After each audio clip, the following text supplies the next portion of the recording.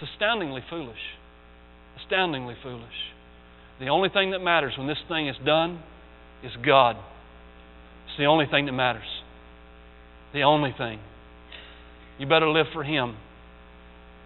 Implications of the brevity of life and presuming upon God. What does the life look like that presumes upon God? Well, I can tell you what it looks like. The world sets the goals without seeking God. The plans of their lives and of their family are made as if all continue as it is. Worse, in our society, our children tell our parents what to do, and they whine like spoiled brats if they don't get their way, and that's when we got 4-year-olds having cell phones so they cry enough until they get their way. They set the agenda that way. The world drives us. That's what it looks like. Investments are made for the future as if all the future is a guarantee. Example, men will spend years preparing to retire. I don't think there's anything wrong with retiring from a secular job. I'm not saying that. I hope you get the point. But men will spend years preparing to retire, but they won't spend 5 minutes preparing for the aspect of how their lives may end today. Parents will spend countless amounts of money, countless amounts of time, countless amounts of idiocy in order to help their kids with earthly goals, but they'll only spend a few minutes preparing them for eternity. They will. There's parents all over our city here.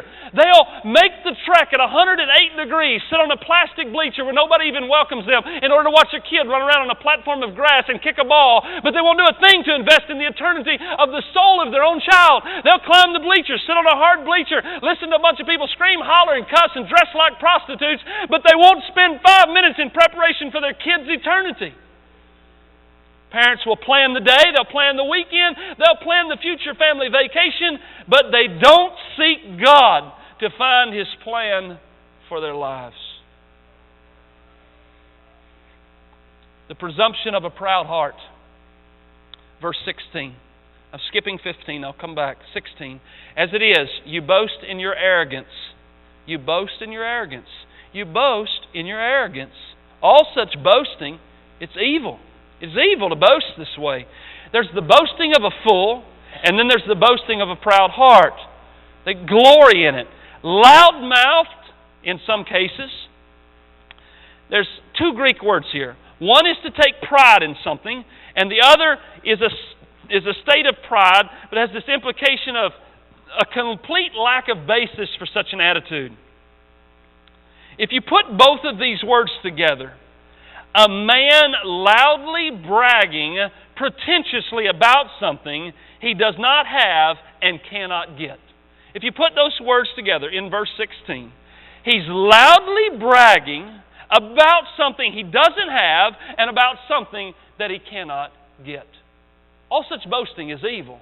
This boasting of what I'm going to do tomorrow, what I'm going to do next week, what I'm going to do here, what I'm going to do there. You don't have it, and you can't guarantee you're going to get it. All that kind of boasting is absolutely evil. It is not a cliche, or it certainly should not be a cliche, to say this. Well, if the Lord wills, then I will. But if not, then not. It's not a cliche. It is a biblical truth. We're going to get there. But here he says in verse 16, this is the proud heart that presumes these things and brags about what he doesn't have and he cannot get. It is always evil. You may or may not have seen, I don't know, I couldn't bring myself to get it or to watch it. I'm not sure if it would be safe, as they tell me around the church sometimes, well, you couldn't watch it, but I can. I still have never figured that one out. Thinking if it's wrong for me, it's probably wrong for you, but maybe I'm just an alien or a moron or something, I don't know. But anyways, there's a movie called Invictus. It's produced by Clint Eastwood. It is about rugby in Africa. And there's a sense of boasting in pride and arrogance. There's a poem that is written called Invictus. And you'll remember the last line, but let me read you the poem. This is the prideful heart of a man who presumes and doesn't care about God. He knows there's a God, he just don't care. Out of the night that covers me, black as the pit from pole to pole, I think whatever gods may be for my unconquerable soul. In the fell clutch of circumstance, I have not winced nor cried aloud. Under the bludgeonings of chance, My head is bloody, but it's not bowed. Beyond this place of wrath and tears looms but the horror of the shade. You get that? Beyond this place of wrath, assuming the world is the place of wrath and tears, looms but the horror of shade. I'm going to move from here to shade. And yet the menace of the years find and shall find me unafraid. It matters not how straight the gate. I don't care what the preacher says about a narrow gate. It don't matter how straight the gate. How charged with punishments the scroll. I am the master of my life. I am the captain of my own soul. All such boasting is evil. I'm in charge. This is America, and I make my plans, and we're going to do them, and God, you better get on board, or we're going to have it out. It's dangerous. All such boasting. You say, well, I don't talk like that. You may not talk like that, but sometimes our actions show and reveal that we're going to do what we're going to do, regardless of what God, the preacher, the Word of God says. We have got our plans made. This poem I have read reflects a knowledge of God, but an arrogant rejection of His will. By the way, a genuine mark of biblical Christianity is a desire of joy to do the will of God. It's a genuine mark of Christianity, one who desires to do God's will. By the way, it was Jesus, was it not? Not my will, but yours be done. Even in the Son of God, we find this thing. You know, God, can you see Jesus praying there? Well, Father, I've already planned this, and I know you talked about this cross thing, but I got this other plan. I'm so glad our Lord is not like us. The Son of God in the flesh says, not my will, Father, your will is the sovereign, predominant will, and no matter what my flesh may have here, I want what you want. That's the heart of Christianity. God's will. The presumption of omission, verse 17. So whatever or whoever knows the right thing to do and fails to do it, for him it is sin. You must wrestle with the text, whether you care for the preacher or not. You must wrestle with this text.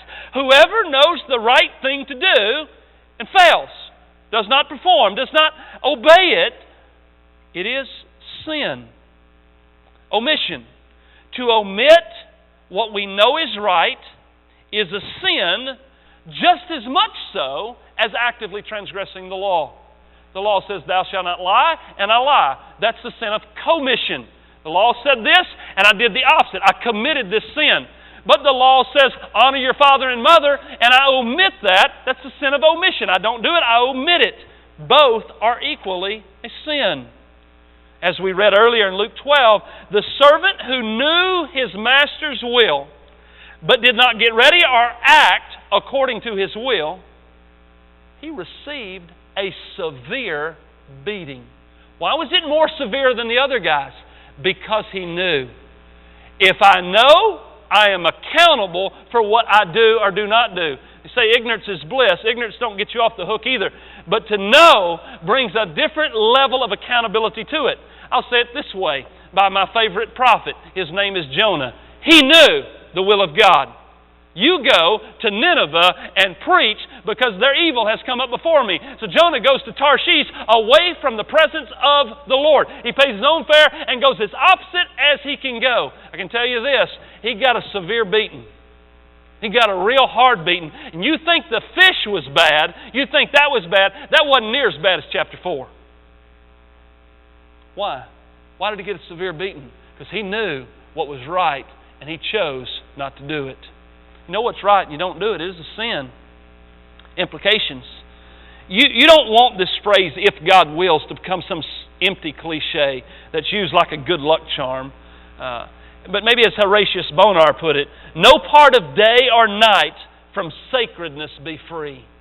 Every moment is sacred. I shouldn't take the time, but I am, because y'all don't have nothing to do the rest of the day anyways. But I read the life of Sergeant York this past week. It was a blast. The greatest civilian war hero ever, World War I. But one of the things, I can't tell you the whole movie because you don't have time, but as I read through the book, there's one thing that stands out that needs to be said here about this absolute daily dependence upon God. When Sergeant York, later on in his life, they want to make a movie about him. Lasky, the film producer, comes from Paramount and Warner Brothers, and it's all a big long story, but they come and they want to make this movie. And so they work through the process and they choose Gary Cooper to star in his part. And so Sergeant York and Gary Cooper get together and they start getting to know one another where he can play the part real good. And so now we got to make a contract, a movie contract. So we sit down around the table and it goes on. It's supposed to happen in a day or two, but it ends up taking weeks. All this contractual stuff is hard, right? To work through all the details. And they're sitting around the table. Well, Lasky, the movie producer, as they're having these meetings, Sergeant York just gets up and he walks off. He comes back, sits down. Okay. You go on through the meeting, he gets up, walks off. And he comes back, sits down. It seems this keeps going on like this throughout this whole thing. And then one time he gets up and leaves and he's gone for a long time. He's like, where's this guy keep going? I mean, he can't go to the bathroom this much. And so he goes to his room. He taps real softly on the door. There's no response. So he just opens the door. And there's Sergeant York on his knees praying. You see, some of us would conclude, well, I could pray this morning for the contract. I've seen at least in that episode of York's life, it was dependence, not just daily, but every moment was dependent upon God. Even in the midst of contract negotiations, I must keep reverting to God to prayer and asking what God's will is. Should I accept this contract? Should I do this? That's what I'm trying to tell you this morning. Whether it's a contract, whether it's an event, whether it's a vacation, whether it's a job, whether it's money, whether it's church, whether it's a hobby, whether it's lunch, whatever it is, that the Christian says, God, what is your will? God, I want to be submissive to you. Should I go this way? Should I go this way? I want to know, is it right? Is it wrong? Should I do this day? Should I not do this day? You can't presume that it's all going to work out like you think it's going to work out. You can't presume that upon God. We must come to this absolute precious nature of dependence. And here's the good news of this sermon. Verse 15. Instead, this is what you ought to say. If the Lord wills, we will live. If He wills, we'll live. And we'll do this, or we'll do that. What else is implied there? If God doesn't will it, I'm not going to do it. I'm not even going to live. I'm not going to do this, nor am I going to do that. Because God's will is the governor for my life, not me. By the way, this is not something new. This whole will of God. I know the charismatics have tore this thing up, but let's repair it real quickly. The will of God. Listen to the way the Scriptures read. It was early on, it's Genesis 28:20. Jacob made a vow saying, if God will be with me, if God will be, if He won't be, that's another scenario. 1 Corinthians, but I will come to you soon, if the Lord wills. 1 Corinthians 16,